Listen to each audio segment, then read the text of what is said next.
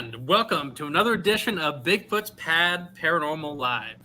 So today, I have Nick and Tim on the line with me. We might have Floyd coming on from another week. If not, we'll get him on another week. David, I believe, was telling me his flight got delayed from Chicago, so he might be coming on. I was hoping he would. Oh, okay. When he was out there dressed up in the Batman disguise, trying to recreate Mothman sightings in Chicago.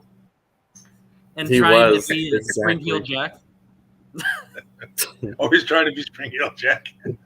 He wrote me about that. What was it, yesterday or the day before? He wrote me about Spring-Heeled Jack again. Oh, wow. So we're going to do a little bit of sound off here like we always do. We're going to talk a little bit about our team news, and then I have something different for today. Rather than doing a news story, I got something a little bit different. So we got a couple trips coming up. Nick, do you want to talk a little bit about next week's show and how that's going to work? Or we're going to have our watch party for next week if you want to discuss that. And then we'll have Tim talk a little bit about what we're doing other than that. Well, next week we're going to debut our first documentary that we've ever put together. It's been years in the making. It is about the Nevada Sand Yeti. In specific, it's going to be a watch party where we're just going to have the documentary on the screen instead of us, and we're going to be in the chat room just interacting with people, and we're going to be watching it with you guys. It's going to be a total interaction. You know, bust out your snacks, your soda, your beer, if that's your thing. So it's going to be awesome. We're going to all partake of this thing as a community of Bigfoots Pad and just enjoy the material, and hopefully we get a lot of people turning out because I think this documentary is earth-shattering and historic. I don't want to use really dramatic language, but we're the only team that's looked at this. I mean, if you go search Sand Yeti on the internet, we pop up like number 1 or 2 on Google. So this is a one-of-a-kind thing brought to the fans of Bigfootspad and to the larger paranormal community as a whole. Exactly. We have what is it right now? The runtime is roughly an hour and 10 minutes, roughly at the moment. Something like that, yeah. We do have some ideas to film a part 2, but I don't want to get ahead of myself here because this one took 100 years to make. So we'll see. Other than that, I'm going to play the trailer for everyone real quick before we get started. We'll talk about this and we'll run by it again later because we're all pretty excited about this. Yeah. So I am going to play the trailer to our Sand Yeti documentary. Like Nick was saying, we're going to have a watch party with this next week.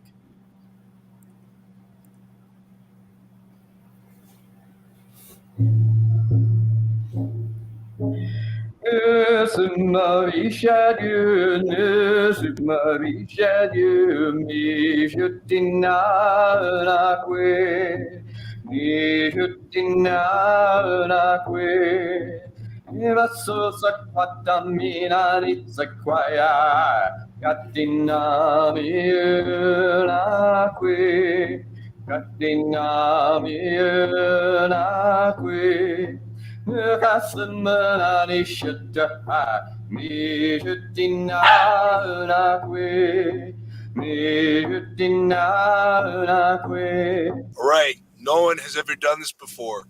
This is something that is a new frontier for paranormal teams on the West Coast and especially Nevada. We have been on the hunt for the legendary Sand Yeti, which has been known by many other names like the Yucca Man, the What Is It, Sasquatch, Skinwalkers. It has been called many, many things throughout history. We are on its tail, and we have found some stuff, and we cannot wait to bring it to you. Stay tuned.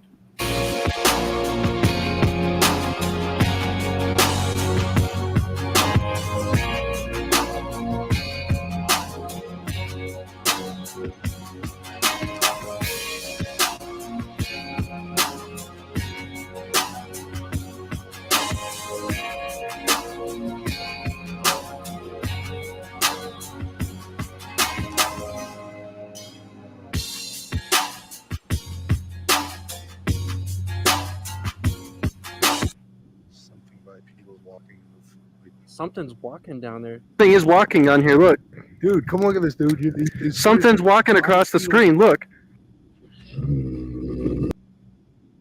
So there you have it. So we got that coming next week. So Tim, do you want to talk a little bit before we get started with our opening segment like we normally do? You want to talk a little bit about what trips and what adventures we have coming up in the next month or two? Sure. We have a ghost hunt planned for next month. That'll be pretty cool. Hopefully we'll find something there. And then we're in the top. What? I said we're trying to get it to do a live ghost hunt for that one too. Yeah. Yeah, and then we're trying to plan something for California, but we're still in discussion with that. Yeah. So. Well, I just want to, we just played the trailer for our Sand Yeti documentary. I do have to say my favorite memory of working on the documentary was squeezing into that gorilla costume that we got when I first moved out here. That was about 50 pounds later. That was a fun experience. We made it work. That was definitely an interesting experience. Yeah. Well, I don't even know if we used that clip. One of the clips we did use, I know, we were filming up in like a where the desert meets the mountain area, and Nick happened to be in a gorilla suit on like a no trespassing area, and a park ranger pulled up, and me and Tim had to drive off real quick. And Nick had to run and hide into the bushes and the trees, dressed in a gorilla suit at like 3 a.m. And we had to drive off and leave him there for a while. Remember that? Oh, yeah. So we're gonna do something a little bit different today for our new segment.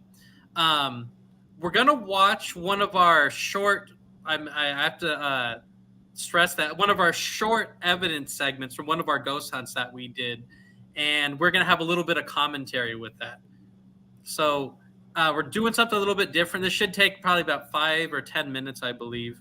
Is that okay with you guys? Yeah. Yeah, and then we'll get started. Yep. BFP coming up. Oh yeah, for sure. So what we're gonna watch right now, it's from one of our latest ghost hunts. It's been a while. This is from Freeton Ranch. Freeton Ranch is an interesting location where there supposedly is the ghost of an old man named Old Man Freeton. And our old investigator that used to be part of our group, he thought he saw Old Man Freeton before. We might or might not have caught it. But like I said, we go here every winter time. We're going on it's about 6-7 times we've been there now. Yeah, we've been out there quite a few times. Yeah, so I'm going to play this, and I'm going to stop it periodically, and we're going to talk about it. But like I said, we are going to get into the Mogollon Monster here pretty soon, but we're going to do this real quick.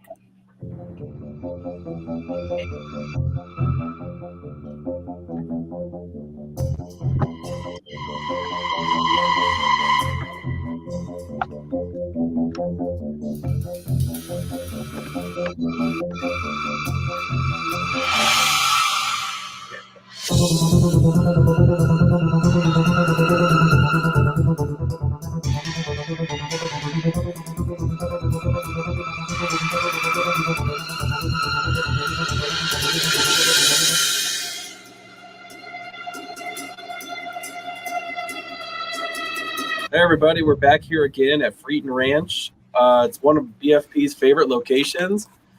We've got some cool evidence here before. Definitely paranormal, like hotspot for the team. Famous one being Mr. Freeton, we believe, which is the old caretaker that used to live here. One time we were here and we seen his presence with our own eyes. It was pretty crazy, huh, Nick? Yeah, we just saw his apparition walk by the fence and just patrol the grounds like he had done for years. And I'm really excited tonight because this is our first outing as a team in almost a year, and I think tonight's going to be really good. How about you? Yeah, I think so too. And it's October 10th, 2021. It's been a while since we've been out. And it's October 10th, 2021. And it's October 10th, 2021. Yeah, and it's October 10th, 2021. There's something there. Are you that person that talked to us and told that before? Are you that person that talked to us and told that before? I mean, I'm feeling some kind of feel a presence. Like- but I thought I heard like a whisper when we were asking a question. Really? Yeah, I was like, I heard like a noise over there in the bush. It was like, Let me pause this real quick. So, can one of you guys explain what exactly where we're at? I know they know we're on a ranch site, obviously, but like, what are we looking at off in the distance? Because everyone's probably wondering what the hell is in that dark area we're looking at, and where are we standing in that shot? Well, in that first clip, we were in the original ranch house, and a disembodied voice talked over Tim. And then in the next clip, we had begun using our Ovilus ghost box, and we started to ask questions to the spirits. And that night, I must have heard a voice, and a voice was caught at that time on camera. Mm-hmm. Oh yeah, And for out sure. there in the darkness, on the far edge of the property, I think it's like the property line's like a little brook that runs through, and there's been a lot of paranormal activity that we've caught around this little stream that runs through the property that Oh yeah, a whole lot. was the water source for this ranch when it was. Well, there's even a tree that we think was used for, I hate to say it, like we have for hangings is what it was. Yeah. We have an Ovilus, not the new model, but like one of the really old models on purpose. We use the old one because I feel like can't be messed with as easy as the newer ones. But we caught numerous EVPs, and the Ovilus led us to that area and said it was a lynching tree. And this has happened how many times, Nick? At least 3-4 times now? Yeah. And we even found Nick found a shiny stone on the ground, and he started trying to undig this stone. Turned out it was a headstone. Remember that, Nick? Oh yeah. That's I'm going to go back to playing the. Let me go back to playing the evidence, and like I said, once this is done, we'll get to the topic for tonight. I get a cough or something. Is that you? Are you making noises? That's like a desert wooded type area we're looking at. Is there somebody walking down there? Yeah, I've heard that before. No way, like right here. Then something's walking. Hanging trees. You can hear that river, or the stream, whatever. yeah. Maybe something crack at the feet. Yeah, something was walking down there. Oh, yeah, that, I Stick remember or there was something. Crack another stick. With a stick or something. Crack another stick. With a stick or something. Crack another stick.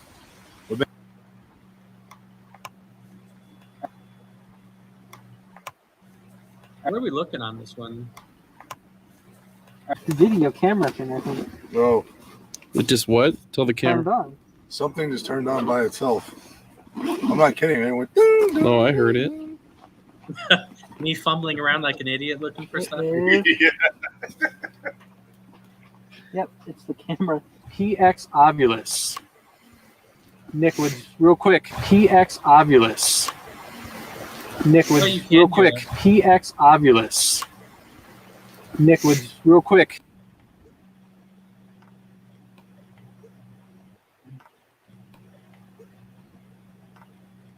Said Nick. Said call Nick.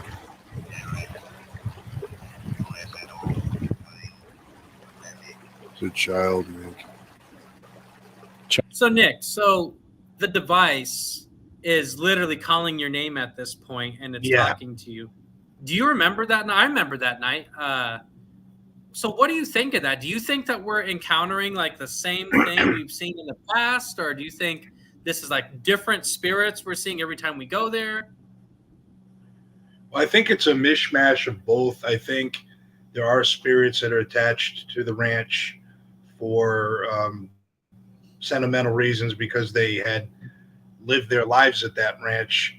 But also, I think that it's a gateway for other entities or spirits to kind of come through because there's a theory in the paranormal world for everybody watching that certain locations are kind of like windows into the other world where you can get a glimpse of their world and they get a glimpse of ours. And I think that this ranch is one of those places, these windows into whatever dimension ghosts and spirits reside in. So I think we do get familiar spirits, but I also think we do get some spiritual traffic, so to say.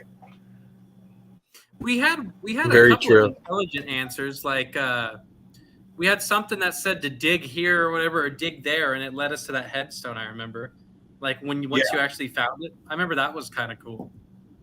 Yeah, so yeah, there's spirits that are attached to the property, but then we also get other responses on the obelisk, like demons and legion and then these other weird, creepy things. So I think that it's Yeah, a little weird. or other entities besides the ghosts that reside there.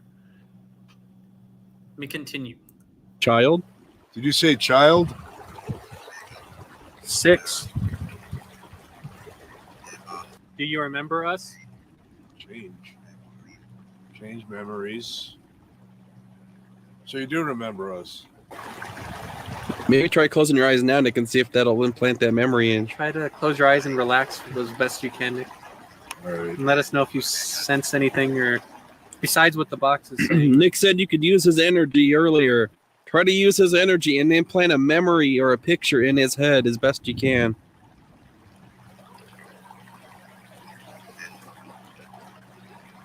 Did you say Nick? Sounded like I thought I heard it just say Nick twice. you sensing anything or any weird thoughts or anything, Nick? I don't get random picture, just like people getting water from the creek, just getting a bucket and like dip it. The device I'm holding in my hand, it's a microphone. You can record anything that Oh you yeah, want. you can The see device that I'm holding in over my in hand, like it's a this direction microphone. on the right.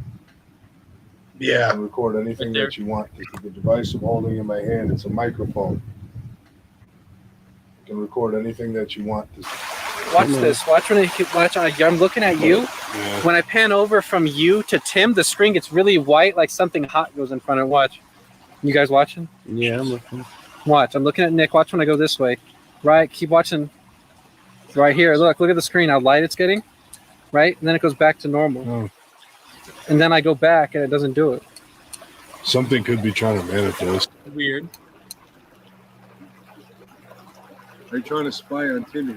Oh, is that the film of what we were just talking about?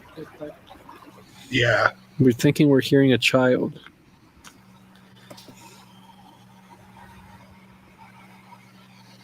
Can you say that one more time? We're thinking we're hearing a child.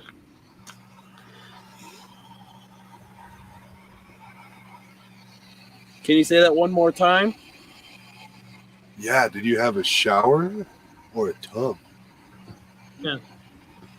Only went through. Yeah, did you have a shower or a tub? That's a weird one for on Nick on Only went repeat. through. Where did you get food? Or a tub. I heard Said that. something. Where did you get food? Said something. So let me stop it there. So we're still working out the bugs here on going over some of our old evidence videos. But yeah, so I guess that's what we caught that trip, mostly like a bunch of sounds and things. I don't know how we're going to go about doing this, but we're trying to do different things for the news stories. Anyways, you have anything to talk, any final thoughts or anything on the video before we go to tonight's topic, Nick? No, I think everybody saw what we had documented it. If they want to see more of that video and the 100+ videos we already have, check out our YouTube. Yep, the link is on the bottom of the page, scrolling by right now. Our Facebook, Lots of good stuff. Twitter. So, without further ado, we're going to get started with tonight's topic. We're going to talk about the Mogollon monster, or Mogollon is how I believe you say it. It's the Arizona Bigfoot. It's an ape-like creature similar to descriptions of Bigfoot reported in central and eastern Arizona along the Mogollon Rim.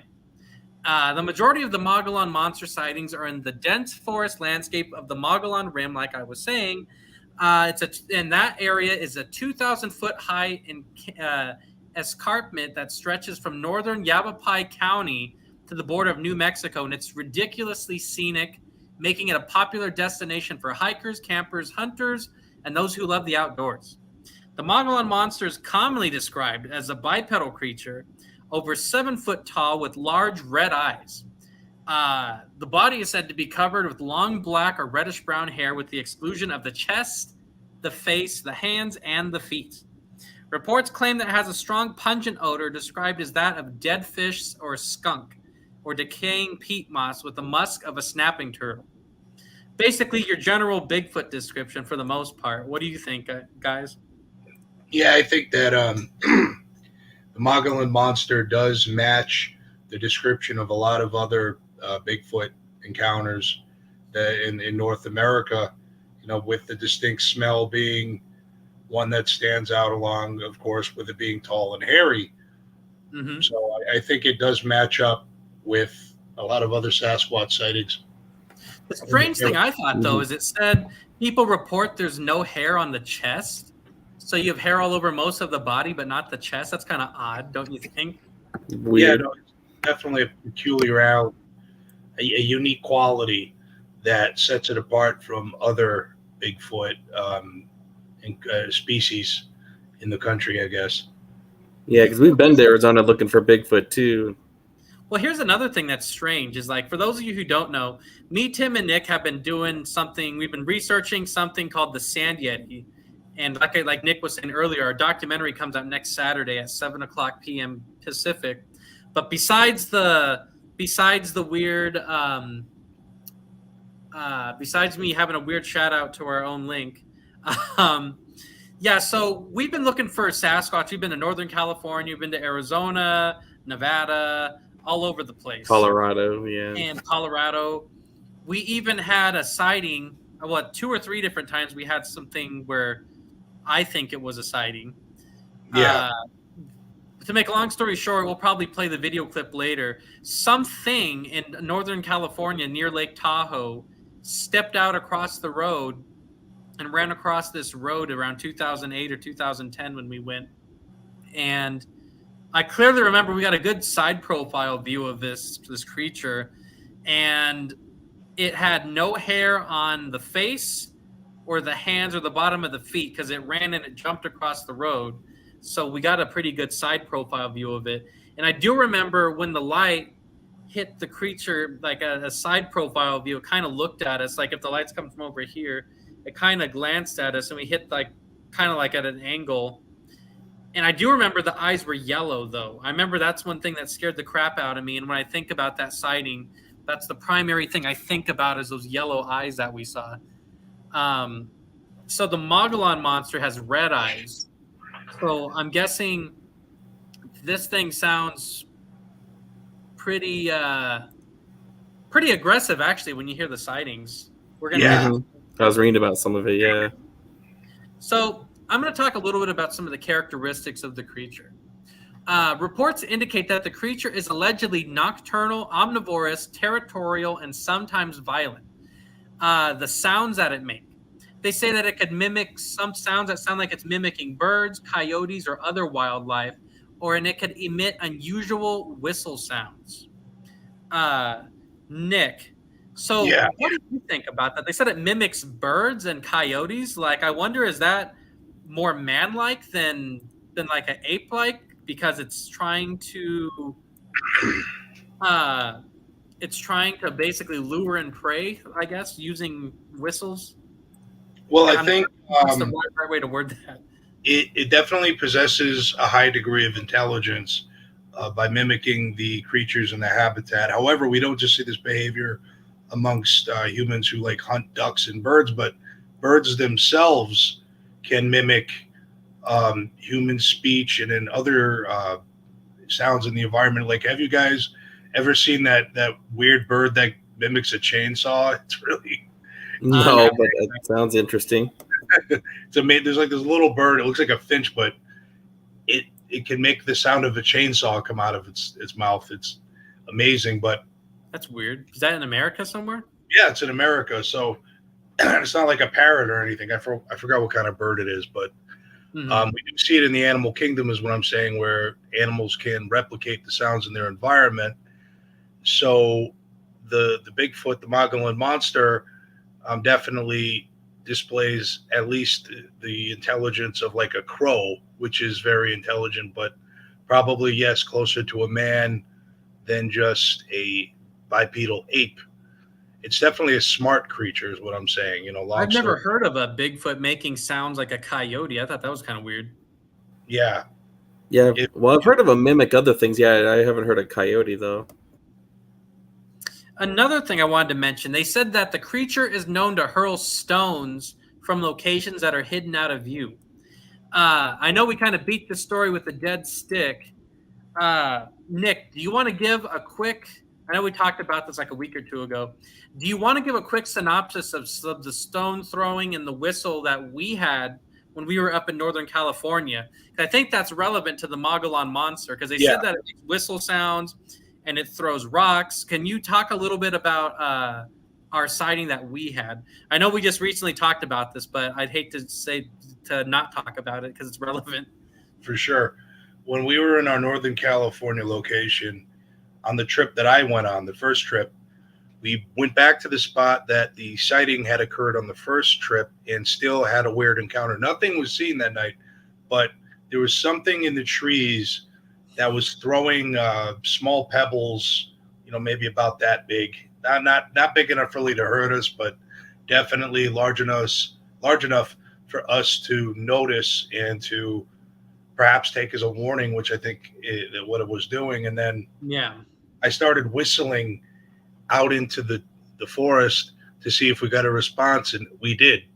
Something mimicked my whistle coming from the trees. We couldn't see it, but, you know, long story short, that night, something out there in the redwood trees was throwing rocks at us and whistling at us, which sounds a lot like this Mogollon monster. Yeah. So, Tim, you were there when all this was happening. Do you have a different anything to add on to that before I play the video? Not really. Yeah, I just heard things being thrown, stuff shuffling through the bushes, and things like that. All right. Well, let me play the video clip real quick, and then we'll get going on some of the other stuff that we have to present for tonight. Like I said, this is from 2010, so the video is not the best quality, but you'll get the picture.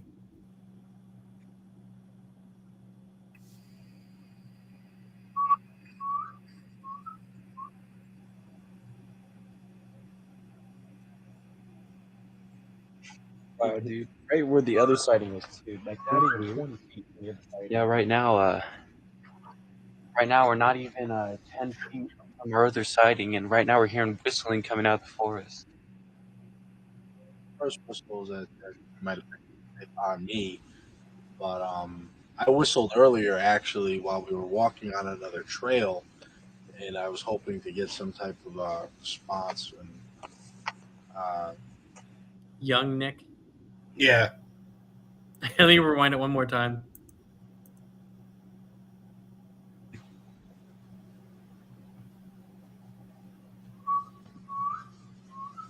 I think that was me.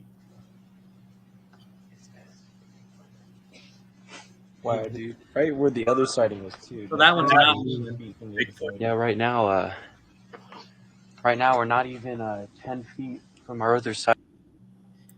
Yeah, so that's roughly the whistling thing that we were catching. Pretty cool.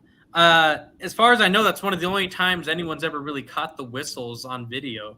I know like there's some videos out there, but that's one of the only ones I know of. Yeah. Continuing on, the creature's also said to decapitate deer and other wildlife prior to consumption. I made that its own note. I can't say I've heard of that before, so this thing must be really pissed off and have a good strength to be able to do that. Reminds me of the Predator.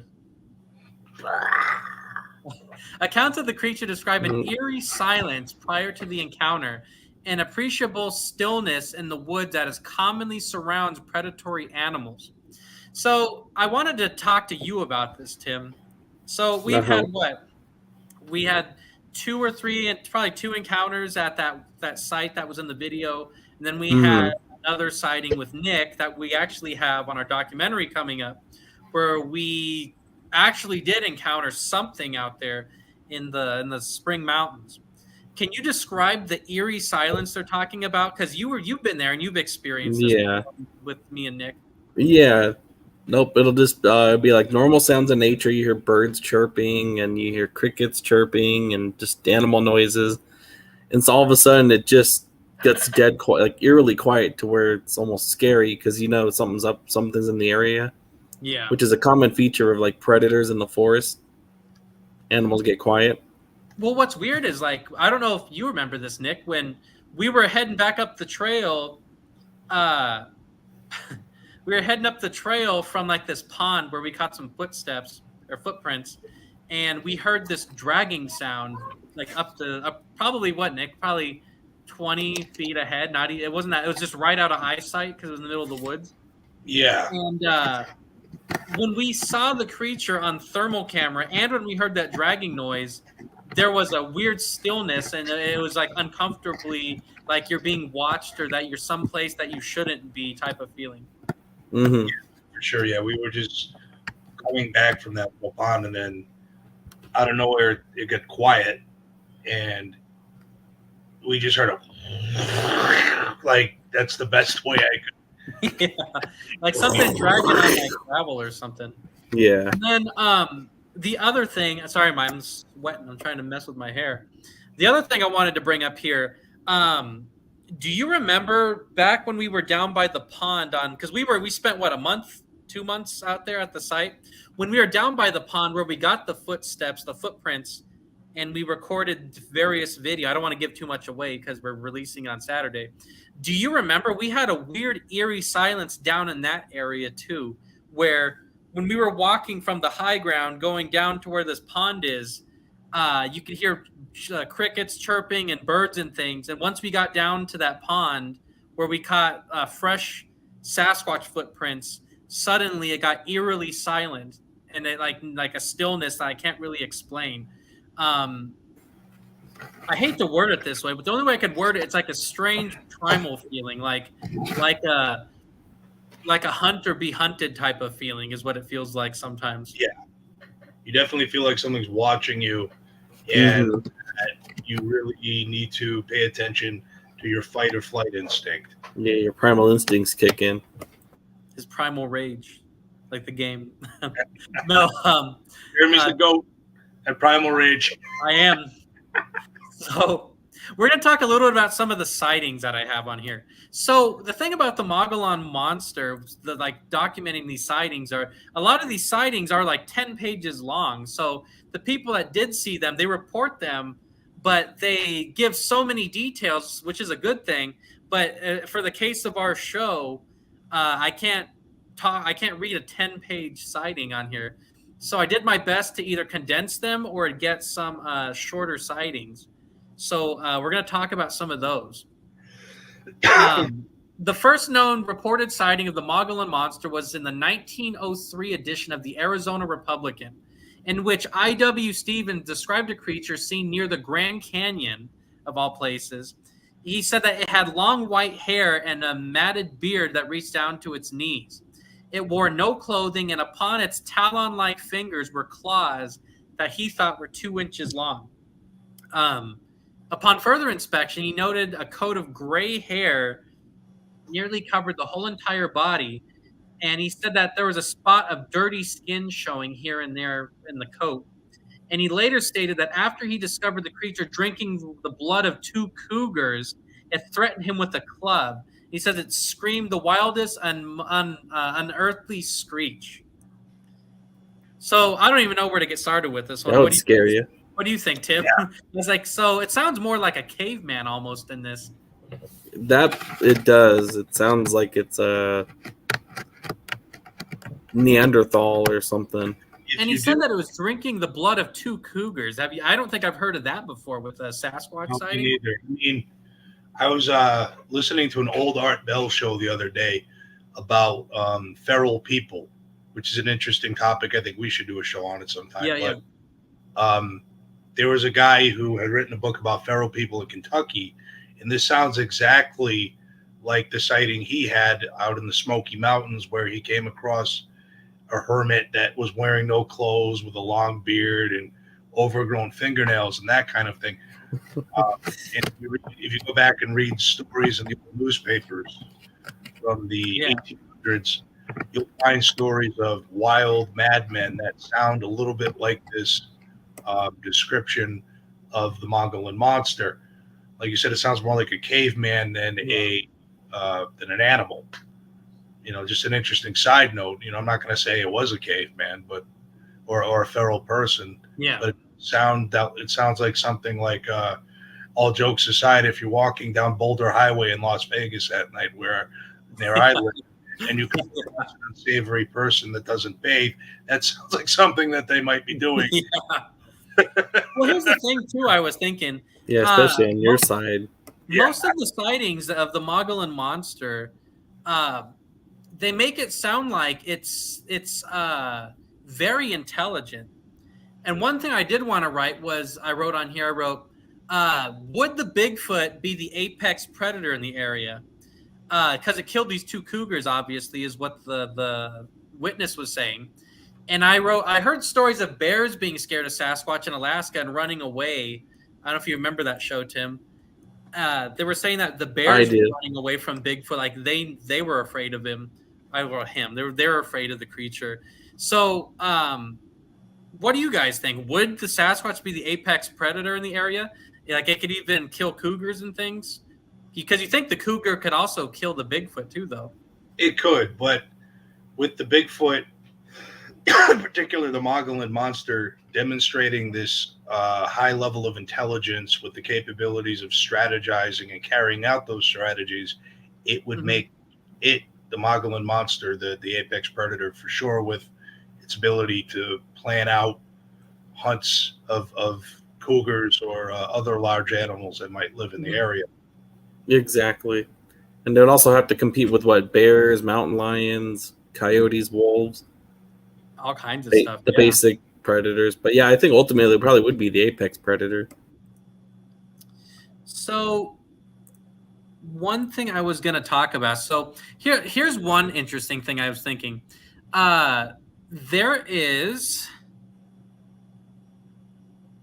There's some tribal land in Arizona where they see this thing all the time on the Mogollon Rim. It's called White River, Arizona. There's a lady named Marjorie Grimes, and she claimed that she's seen the creature a number of times between 1982 and 2004.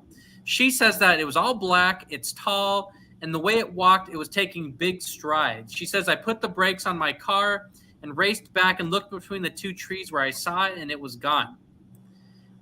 Tribal Police Lieutenant Ray Burnett states that a couple of times they've seen the creature looking through the windows of people's houses. Sounds like the Sand Yeti. And they're scared when people call and report this creature, he stated. And he says that the calls we're getting were from people. They weren't hallucinating. They weren't drunks. They weren't people that they know make hoax calls. They were real citizens on the Fort Apache and Whitewater Indian reservations. So basically, he's saying that these aren't bullshitters. They're not hoaxers. The natives definitely believe in that kind of stuff. Here's a side note I wanted to kind of bring up for you guys. Would you consider this the Sand Yeti, like in a sense? Because the Sand Yeti, in definition, would be what? The Bigfoot that lives in the desert areas? Pretty much. Like in the Southwest? Would you consider this? I know that's obviously it's the Mogollon monster, but would you consider this a Sand Yeti, or would you say Sand Yeti is only a Nevada creature? Well, I think Sand Yeti is a label for what, the Bigfoot sightings here in the desert around Las Vegas and maybe other parts of the state. But I don't think it's too much distinct from other Bigfoot sightings, which I've listened to a great deal of stories about, like the what is it, the sand monster, and Exactly. those kinds of creatures. It's very similar to those, these bipedal hairy men. Same family type of thing. Yes, they have very similar characteristics and behaviors. But the Sand Yeti definitely is a Nevada thing in that it's a unique phenomena about sightings that occurred close to the city of Las Vegas. Yeah. For sure. So, as far as I know, Sand Yeti you're saying is like a relative general term. I don't even think there is a term for the Nevada Bigfoot besides Nevada Sasquatch. Then, not at all. At least, we could probably agree to call a Sand Yeti Bigfoot, Sasquatch that primarily are seen in the desert area and scrub areas as opposed to the regions of the state. Because contrary to popular belief, everybody out there, Nevada is not just one giant sand pit. There's actually mountains and forests, diverse set of ecosystems. And not everybody gambles. And not everybody gambles or lives in casinos. And lives on the strip. drinks 40s all the time. In Vegas. But so continuing on, a sociology student reported to Cryptozoology News, and she said that she was at Canyon Point Trail near Payson, Arizona, which is where a lot of these sightings come from. And she said she saw what she described as a troll-looking creature drinking from a pool of water. I thought this was kind of weird. The student said that the creature was human-looking, but had no hair on it, and it was full of bumps. The eyes were kind of a brown-red color, and it had a thick nose and small lips. She said she didn't notice an expression on the face, and then it took off running like a person. So what do you think of that? I was like, is that even the Mogollon monster, or is that something different altogether? It's hard to say. Yeah.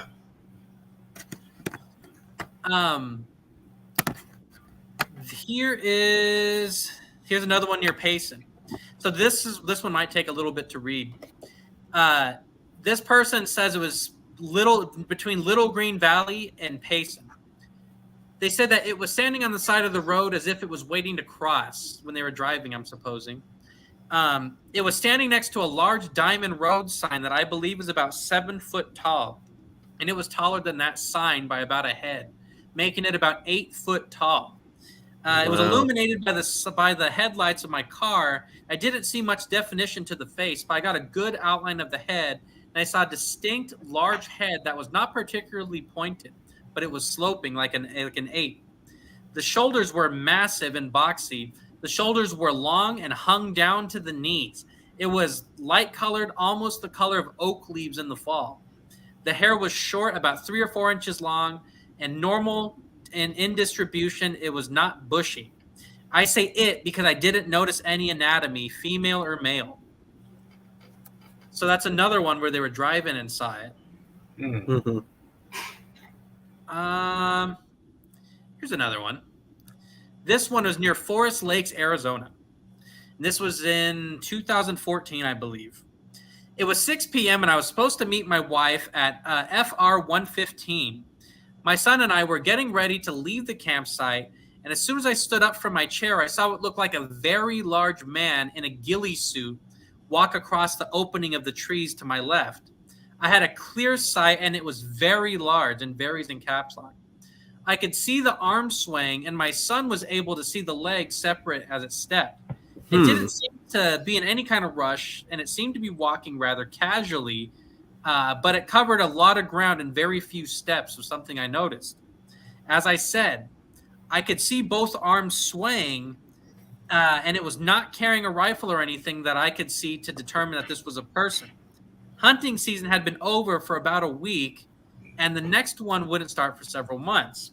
At this time, there was almost nobody out there, and nobody knew we were even there.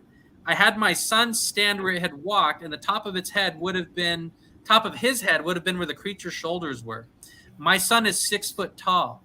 And if this had been a man in a ghillie suit, this guy would have been at least 7.5 foot tall.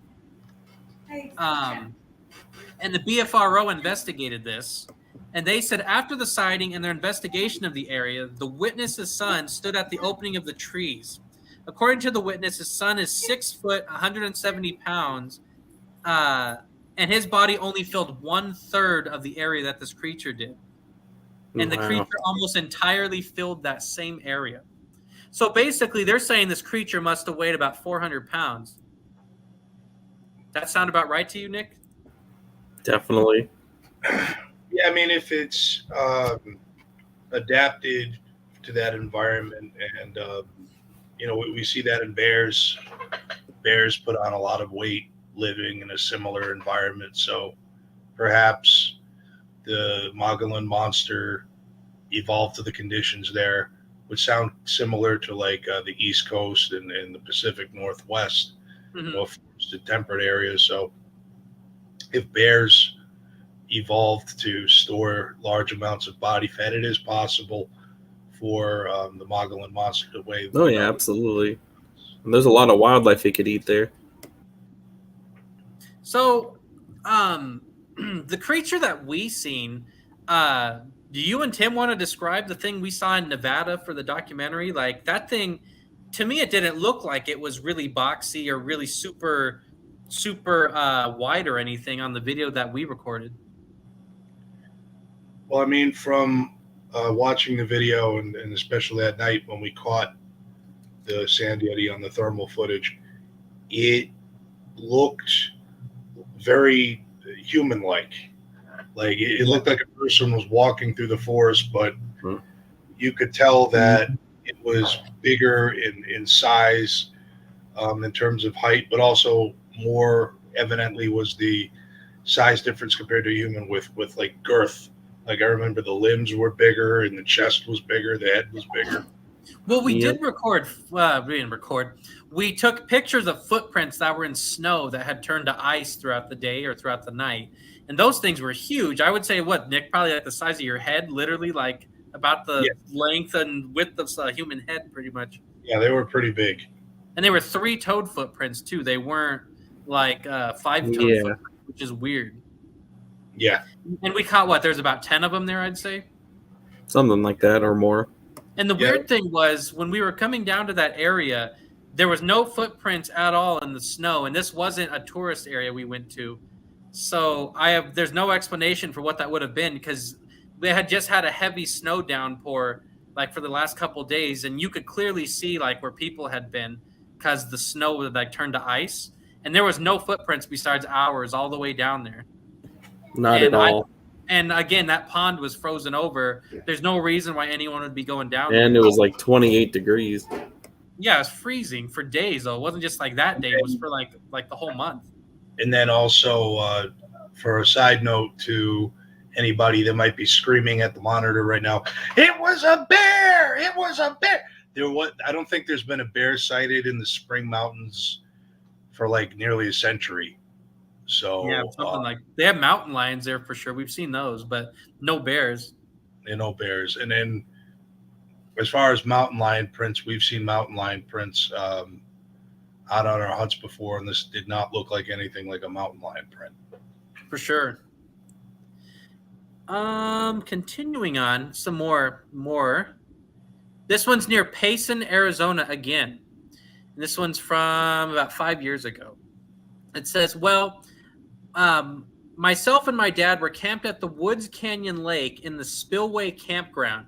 Well, on Friday around 3 or 4 in the afternoon, I was fishing on the spillway off the east and the hiking trail that goes up and around the lake. Out of nowhere, a boulder the size of a basketball comes flying through the middle of the pine trees at 10 to 15 feet up into the lake. Well before this happened, you could hear birds chirping. Well, when this happened, it got quiet real quick. Another guy sorry, this is written in like broken English. I'm thinking English isn't his first language. Another guy saw what I did. We both looked at one another, and he ended up leaving because he got scared, he says. So what do you think of that? So that's hurling rocks the size of basketballs on that side. Pretty scary. Yeah, I mean, if we were in the mountains and something was hurling like small boulders at us, I don't know how scared I'd be, but man, I probably would have shit my pants if a rock that big came flying. So what? It probably didn't want him there. I'm guessing is some kind of territorial deal. Walks at him to try to deter the people from being in the area. In September of 2005, my son and myself had and my brother-in-law heard loud whoops and screams in the Woods Canyon area at about midnight. I've heard the same sounds and have made other reports in other areas of northern Arizona. He says, I own some BFRO Bigfoot vocalization CDs, and these whoops and screams were pretty much the same that were on those CDs. The same guy says, there was a camp that was disturbed at night a couple times during our stay. We assumed that it was a bear. During the Saturday midnight episode, other campers woke up to question what the sound was. Their dogs were barking in response to these loud screams. The sounds seemed to come from the southwest near Woods Canyon Lake. I don't know. Judging from this, it sounds like the creature likes to be near Payson, Arizona, or that Wood Canyon. Yeah, it sure sounds like it. I know. Yeah. That's its territory. Oh, yeah, for sure.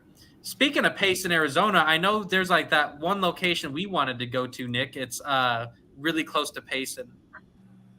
The place we wanted to go, the area we wanted to go searching. Isn't it that cabin we've been talking about? Yeah. Well, that one, and also the 1996 UFO sighting case that we're wanting to get started on is also near that area. So roughly that's like a sparsely populated area where it's like mostly mountains. Well, I was just reading real quick on Wikipedia about Payson, and it's actually like pretty much smack dab in the middle of the Tonto National Forest. Tonto, like our uncle's nickname in high school. Is that what you were thinking? Yeah. Anyway, sorry to interrupt you. Oh, I was just saying, it's in the middle of this large forest, which is the largest forest in Arizona and the 9th largest in the country in terms of national, parks and forests. So we're talking very densely wooded area, and that's why the Bigfoot is primarily sighted there. The environment's perfect. Mm-hmm. I do have a video sighting I want to share. I believe this comes from an Arizona, I don't know if it's a podcast or a magazine. So before we put this up, I want to say what I always say. If for some reason this video if we get copyright struck like we did before, if this video is not on the rerun episode you watch, that basically means we had to cut it out because of copyright reasons. But I am going to share it for now for the live audience to go check out. This should be about a minute. I want to see what you guys think of this. Well, my God, it's the first time I saw anything, and I'm saying to myself, God, are we going to get killed now? The monster had large, deep-set, hard-to-see eyes. They seemed expressionless. His face didn't have any hair, but there was hair along the sides of his face. His head was very boxy. His chest, shoulders, and arms were massive. We found the bones of a dog, and after it ate it, it had stacked the bones up, believe it or not. Now, what kind of animal does that? Good what do you point. think of that? I was like, that sounds pretty trippy. After it ate a dog and then stacked the bones up? Yeah, I mean, we do see early on in the fossil record with our ancestors, like the Neanderthals and the Denisovans and whatnot. They did similar things when they killed their prey, be it a mammoth or some other kind of animal. They would stack bones and rocks around it kind of ceremoniously in what is thought today is to be some way of showing gratitude for the animal that was killed. And we see, like I said, very, very far back in the fossil record, hundreds of thousands of years ago, other hominid species displaying this behavior. So back to earlier on in the show when you were saying that this creature in the first sighting in particular sounded like a caveman. There may be a lot more credibility to that than we're, thinking of right now. Oh, for sure. Nick, this is kind of off topic. So our aunt and our uncle are watching this show, and they live in that general area. John wanted to know, it looks like if he wanted to go with us, him and our Aunt Tammy. I was like, okay, I don't mind. Yeah. Yep. I think that'd be fun. Yeah, well. Yeah, stay at their house and then go over there. Oh, yeah, for sure. So back to the sightings. So this one's from Jacobs Lake, Arizona. It said, we were on our way back from Las Vegas, Nevada, ironically, going up Route 89A over the mountain road near Jacobs Lake and on the northern rim of the Grand Canyon. My aunt thought it would be fun to play in the snow, so we pulled over. We were in a type of gorge where the road cuts through the mountains. As we were playing, I thought I could hear someone yelling. It was very loud, and I could hear the sound over my cousins having a snowball fight. I guess my aunt heard the same thing because she's had a weird look on her face, and as if we're ready to leave, we all heard the second howl. This time, it was louder, clear, and deep, and seemed like it was getting closer. So we hightailed it out of there, and my aunt did not want to know what made the noise, but I did. I compared this howl to the Ohio howl on your websites, on the BFRO website, and you know which one that is, Nick. So what do you think of that? So they're saying basically that this creature seemed to be pissed off that they were having this snowball fight, that they were in its area. Yeah, I mean, if we're going to work on the angle that these, at least this particular type of Bigfoot, the Mogollon monster, is perhaps a feral person or a hominid that's somewhat like us, but not quite due to evolutionary pressures, it's going to not want us in its area. I mean, I'm sure you guys have heard of the North Sentinel Islands over there off the coast of India. Anytime anybody tries to go near this island where there's an uncontacted tribe, I mean, they've been, but they're fairly isolated. This tribe, they get arrows shot at them, rocks thrown at them, spears. I mean, these tribal people give everything they got to scare people away from this island, and I think the Mogollon monster / hominid would do something similar. If it's just a behavior that's wired into us in our DNA and in their DNA by extension. Oh yeah. So you're saying that? Do you think that the creature? What would have happened if they stayed there? Would have tried to hurt these people? You think? Yeah, most definitely. I think that if these people having the snowball fight had decided to stick around, that things would have gotten ugly, and that these creatures, like I said, it's almost weird saying creature because they display so much human characteristics, but exactly. Well, here's another question. Would we have stayed just haunt it and see what happened, though? Probably. Where do you have Nick's like something bad would have happened if you stayed there? I'm like, but would we have left? Probably not. We like if it was like charging out of the forest, then we might decide to retreat. But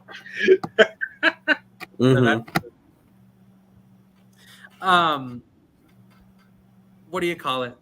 So this one says there's tracks and what they think was a Bigfoot nest found north of Sedona, which is kind of weird because Sedona, from what I believe, is more kind of like deserty compared to other parts of the state. In the winter of 2000, the witness, along with two others, found an unpopulated area along Oak Creek Canyon to fish. They descended into the canyon and they found several tracks in the melting snow. The tracks looked like a naked footprint with toes that were a few inches longer than his own, which was a 10.5 shoe, but not much wider. The footprints led to the road and it ended where the snow stopped. The estimated length of the stride was about 4 foot stride, which is kind of long. Yeah. They backtracked and they found the footprints originated near a ledge covered by an outcrop of stone. On the covered ledge, they found brush and sticks of what appeared to be a bed or a nest that was big enough for all three of these guys to crawl into. There was no sign of feces, bones, or trash. It just looked as if though something had sought shelter there at some point. We actually came across something like that before when we were doing our Sand Yeti thing. This is something I wanted to ask. This is something a little weird. People wrote that the creature was reported to have been sighted or going into and living inside of abandoned mines. Not necessarily the story I just read, but in other ones. Do you think believe it? There's a lot of them. What do you think? No, I definitely think these creatures do use abandoned mines. It's a perfect pre-made shelter. I mean, just over here, near my house at the Frenchman Mountain area, when I explored that region, I found a mountain hermit living in an old mine shaft. So if a human, that comes from a large city will wander out and live in one of these old mines, I'm sure an animal that's adapted to that environment would definitely seize on that opportunity. Exactly. And there's cases I've heard in like the Pacific Northwest and the Kentucky and Virginia and places like that where they say they live in caves and things too. Oh, for sure. Philip Spencer, we had him on the show where he's talking about the wild man of Kentucky, and he was talking about how they lived in mines, and he said he actually experienced it, I guess, like was heard stuff. You heard about that? Yeah, I vaguely remember his stories about that. Like I said, the mines and caves are just perfect shelters for Sasquatch or hermits or even a lost hiker that doesn't you're going, you could take shelter in a cave. So Penny Beach. Kind of like a duh. Of course they would. So continuing on, this one's near Big Lake and Route 273 in Arizona. It was our annual summer camping trip, and I was in the back of the car with my uncle. My grandmother and grandfather were in the front, and my grandma and uncle were sleeping. I was staring out the window and slightly forward. While looking, I saw a large animal that I thought was a bear.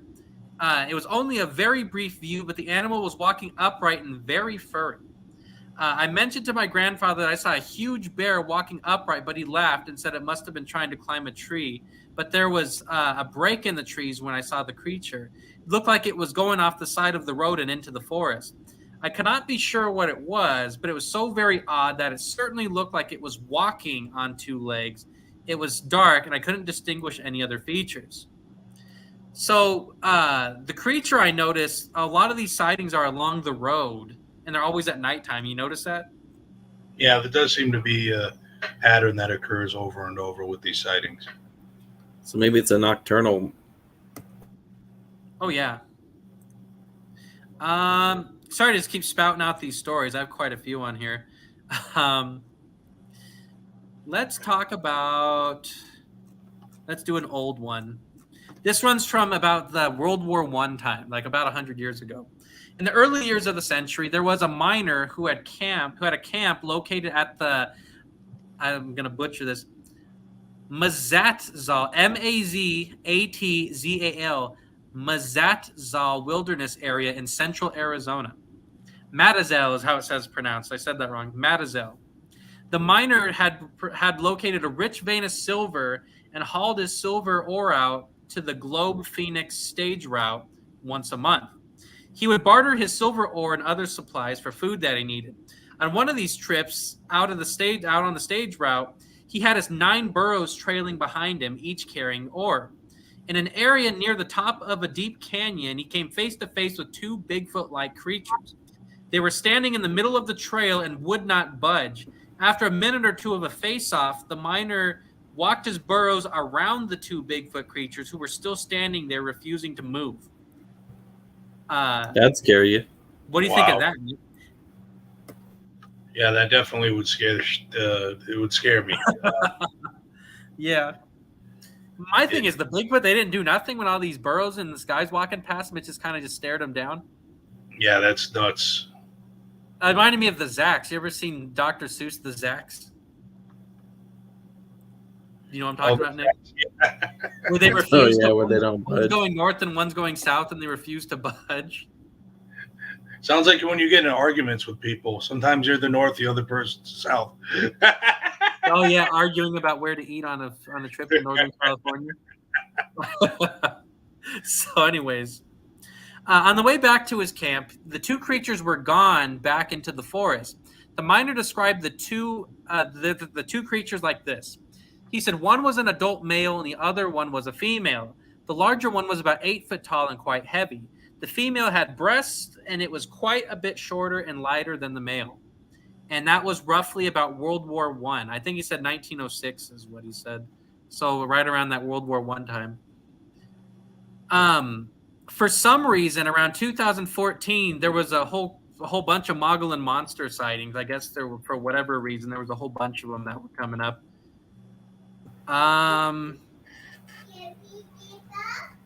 Something I would like to bring up. I have this is what skeptics say.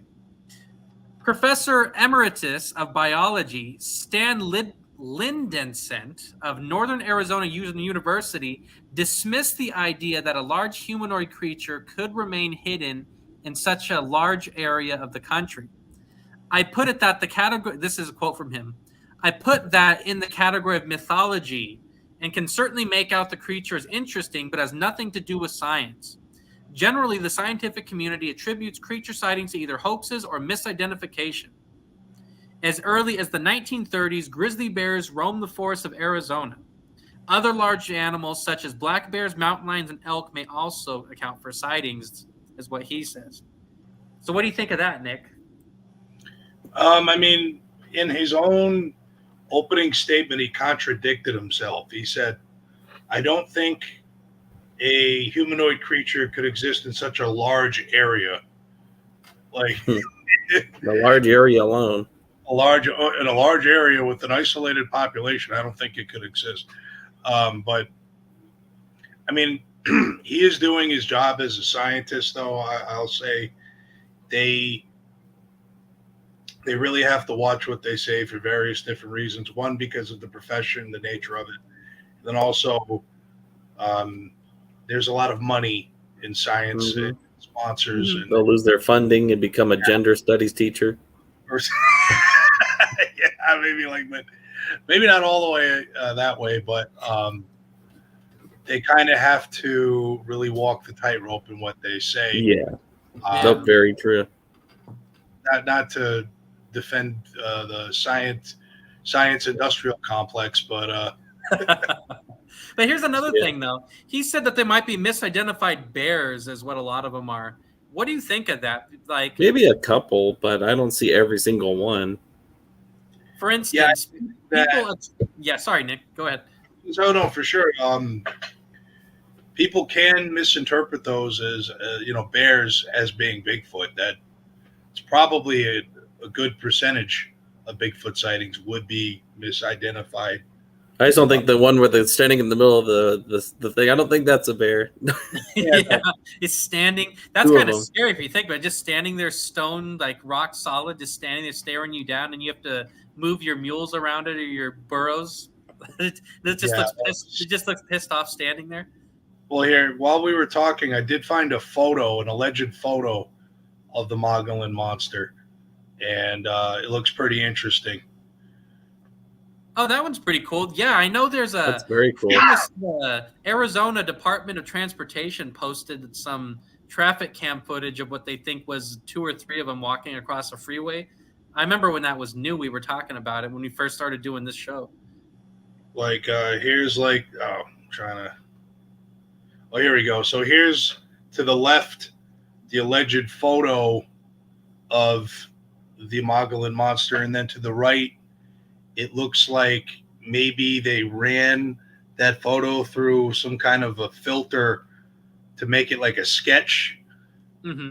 And it, on the right, it is kind of interesting. It looks like a guy's carrying a briefcase, but it definitely shows like a hairy, humanid creature going into the bush. So I really like those pictures. I don't know where they're from and how old they are, but yeah, I think it lends credibility to a lot of these sightings that we've been talking about today. Well, the one thing I did think was interesting, I tried to kind of fact check that guy. And it says that as early as the 1930s, grizzly bears still roam the forests of Arizona, was something I got on there. So I am going to share a link. And I'm probably going to be hard to see on here, but again, this is hosted by ABC News, so there's a pretty good chance this is going to get copyright struck, but I'm going to do it anyways. So if it's not on the final version you're watching, that means that they forced us to take it down. In the meantime, we're going to have some pretty cool things to show you on here. So this is supposedly, I'm guessing they're looking over here. I don't know if you guys remember when this was new. I remember this footage. We had it on our old radio show, the Bigfoot's Pad Paranormal Radio. We talked about this. Do you remember it, Nick? Yeah. A suspicious pack of what appeared to be a group of large animals sparked a viral debate about possible Sasquatch sighting in Arizona. The Arizona Department of Transportation was behind the latest announcement, and conspiracy theorists began to grow after they posted a photo from a highway patrol camera. So basically, they're saying that some people think it was a family of Sasquatches on State Route 260 near Heber, which of course is near Payson. And so the rest of it just kind of talks about opinions and things. But I thought that was kind of cool. What do you think, Nick? Do you think that there's a possibility that could be the real deal? Because I couldn't find a close-up. I used to have the close-up pictures years ago, but I couldn't find what would the state what would they gain from posting that, though? I bet you that guy got chewed out. I don't know where Nick's doing. But I bet you that guy got chewed out for doing that. So, yeah. I think I found, I'm trying to pull up a bigger version of that picture. I think I found one on YouTube. I can make it full screen. Yeah, if you have the footage, go ahead and show it. Just be aware that we might get copyright struck, like I said. We got copyright struck over the stupidest things, like we'll talk about, I don't know, you'll literally put give someone credit and go, okay, here is Fox News interviewing an alien, and they won't copyright strike you playing the president's speech, but you'll get copyright struck for playing like what the president ate for breakfast or something. Yeah, you know what he ate for breakfast. Yeah. But here's a zoomed up picture, which is kind of grainy, but I mean, you look at that photo, zoomed in, and you could see, especially the one that's in the center, it looks like it has legs, and it's standing up. They look like apes. They definitely don't look like bears. It does. They look very ape-like. So I'm more inclined to think that this highway patrol camera accidentally caught a family of Bigfoot, whatever, a troop, whatever you want to call it. But that's a pretty good picture. I'd like to run it through some filters to try to increase the quality of it. But just from that quick picture, you could see there was about a half a dozen of them just kind of chilling in the field there. Yeah. Sure. So we are going to end the show in about 15 minutes because I know Tim's saying he has something to do. Here's something else I thought was odd. The creature, Mogollon Monster, was also present in the works of Dolan Ellis. He used a song called The Mogollon Monster in a campaign against littering, especially in the wilderness areas of Arizona, claiming that the monster targeted those who carelessly littered in his territory. That's awesome. Yeah. So, it's our marketing campaign, Nick. Wait, I'm looking up that song right now, and then if I can find it, I'm gonna play it. We might have. I'm looking up. Here's some folklore on the Mogollon Monster. Probably should have mentioned this earlier, but the Mogollon Monster has become the object of Arizona folklore. One such story involves Arizona pioneer Sam Spade building a log cabin on land adjacent to what is now Camp Geronimo in northern Arizona, only to be attacked by the creature. Later, his son Bill Spade and his soon-to-be wife are killed by the creature on their wedding day. Other stories explain the origins of the Mogollon Monster implicating a tormented Native American bent on revenge, or a chief transforming to scare away his former clan. There's one other story. Another story involves a pioneer who's attacked by Native Americans. They escape, but they're cursed by the spirits, and he goes insane.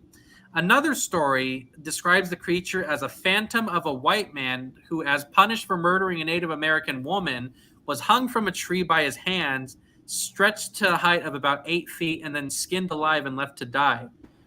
Damned by the spirits, the ghost continues to roam the woods and is misnamed as Skinwalker. What do you think of that, Nick? Sounds like a brutal Cannibal Corpse song. Yeah. Now we're getting into like the more supernatural element of Bigfoot lore, where there's a lot of crossover between like things like skinwalkers and Sasquatch and various other entities where there's kind of a lot of overlap. Tim had me laughing. He said it reminds him of Cannibal Corpse lyrics, Nick, where the guy gets hung from a tree and skinned alive, and he's forced to walk around he's forced to walk around with no skin. Maybe we should write Cannibal Corpse. Right, that'd be awesome. But here's one thing I did want to mention. What's the possibility you think that the Mogollon monster is a skinwalker, like a Native American skinwalker? I definitely think that it is possible, because I don't know what to believe Sasquatch in general is. I'm not quite sure if Sasquatch is like a real flesh and blood animal as we would think it is. Part of me is inclined to think that it is some kind of trans-dimensional entity that comes and goes in those areas I was talking about earlier, where our world kind of forms somewhat of like a gateway to another one. Now, I know I'm going far off into left field, but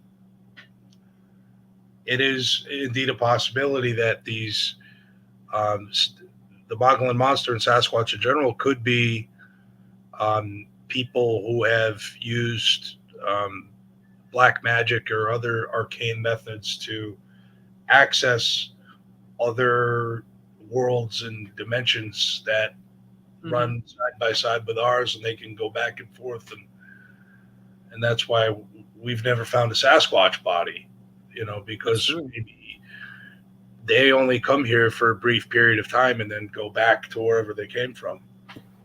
Very possible. If you look at it that way, yeah, it's very possible. Well, New Mexico and Arizona are two of the areas where supposedly the skinwalker legends or the real skinwalkers, I don't call it originate, or where they're supposed to be at, or. So, are you still looking for that song, Nick? No, I can't find the exact song. We'll have to debut it maybe next time on the podcast. Or we'll definitely have to download it for our road trips. Oh, for sure, yeah. I have a couple more sightings I could share. I thought we were going to run out of time, but I do have a couple more I could share. This one was near Page Springs, Arizona. The guy says, I was in Page Springs, Arizona on Oak Creek in July of 2005 with my kids camping and my daughter, and I saw something. I saw it twice. Also, a friend of mine and myself had some bad feelings in a particular area around there. He was camping further down in the creek when I saw this it was gray, 4 to 5 foot tall, slender, fast moving, able to hide, and made a screeching noise once or twice. Once when I think it hit something and while moving, and again, far away, tons of dogs were barking. He could hear stones clicking, walking and breathing nearby after I went into my tent for the night. Our peaceful camping trip turned into a night of hell, is what the guy says. It sounds like it'd be. Or was that Nick setting something down? I don't know. It's not me. Yeah, well, I was reading that article. It sounded like Nick was laughing or he set something down. Oh yeah, I put my vape down. Yeah. Oh, that would scare the crap out of you. I wouldn't even be able to go to sleep. Would you, Nick? No. That always sounds like the infamous scenario we would always bring up when we went on our Bigfoot trips, when they say, what would you do if Bigfoot was looking through the mesh window on the tent? Yeah. I'll read one more, and then we'll talk about one or two other things that are a little bit unrelated to this. This one's near Prescott, Arizona, in September of 2009. At 11:30 p.m., my wife and I were sitting in our bedroom with the bedroom window open. So this, you can already tell this is not going to be good. We were working on papers for our personal budget when I heard a howl that lasted for quite some time. This occurred several times within a 5-minute time frame. The sound was so out of the ordinary that both my wife and I stopped what we were doing and looked out the window and listened to the howl. Both my wife and I heard many animals from enjoying the outdoors, such as elk, coyotes, deer, and bear, but this howl was nothing that we'd ever heard before. When the howls occurred, the dogs in the neighborhood all started barking. The howls seemed to be coming from quite a distance, but they were still very noticeable. We live in a quiet rural neighborhood at an elevation at about 6,000 feet, with lots of pine, oak, juniper, and lots of brush. If I was able to guess where the sounds were coming from, I would guess it's from a higher elevation, but I'm not sure. Several days later, I had remembered hearing about your website, and I remembered the sound portion of it. So my wife and I listened to the soundtracks and feel that's what we heard. So they sent that into the BFRO. I was thinking when I first read that, when they said the window was open, I'm like, great, something's going to come walking up to them or throw something. Or so, what was that? I found a Mogollon Monster song I just found. So, are you going to play the song, Tim, or you don't want to right now? I think we need to hear it.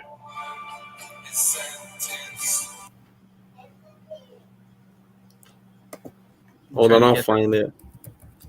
So while Tim's doing that, we'll talk a little bit about, so we keep referring back to this. So next week on Saturday at 7 p.m. Pacific, we are going to be presenting for the very first time our Nevada Sand Yeti documentary.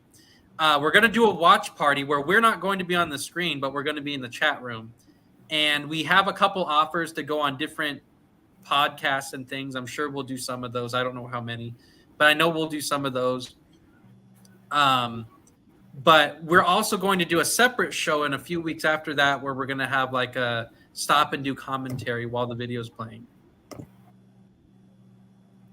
Nick looked like he was going to say something. Oh, no, he's putting it on his phone, so I guess so the volume pops up better. I want to hear the Mogollon Monster song. It's very different. Hold on, I'm trying to get the one I was talking. Is that the one I was talking about, or a different one? I don't know. I just found a song called "The Mogollon Monster." But Nick, while Tim's doing that, did you have anything you wanted to share? It's just going a little slow. Let's see.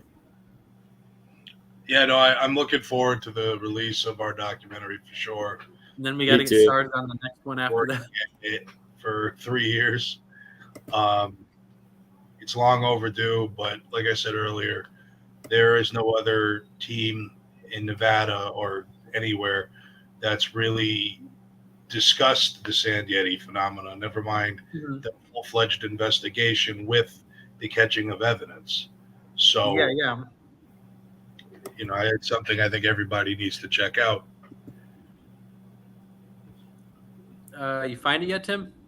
My computer's just going slow because I have all these windows open, but I can play it on my phone. Yeah, play it on your phone. We need to hear the Mogollon Monster anthem.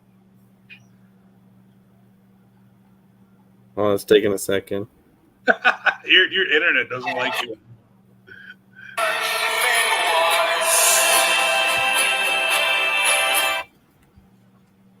What the heck?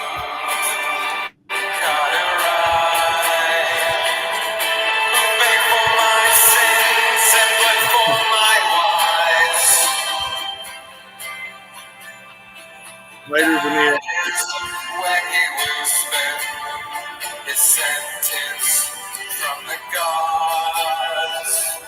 Weird. That is a little different. This is weird. Like Sounds like Simon, psychedelic or something. Simon and Garfunkel doing songs It does. about Bigfoot. So we are going to end the show in just a minute. Something I do want to bring up, though, Bigfoot's Pad Live is a viewer-driven show. Our show will never ask you for money. We're never going to beg for super chats like some people do. I got to say that every week because I got to throw a dig at our competition, of course. We're never going to beg for super chats. But click like on that video, subscribe, share our videos. Like I said, we're a viewer-driven show, and basically our show relies on you. We are still in the subscriber generating portion of our show, so anybody that wants to check us out really helps us out. You have anything to add to that, Nick, before we end the show?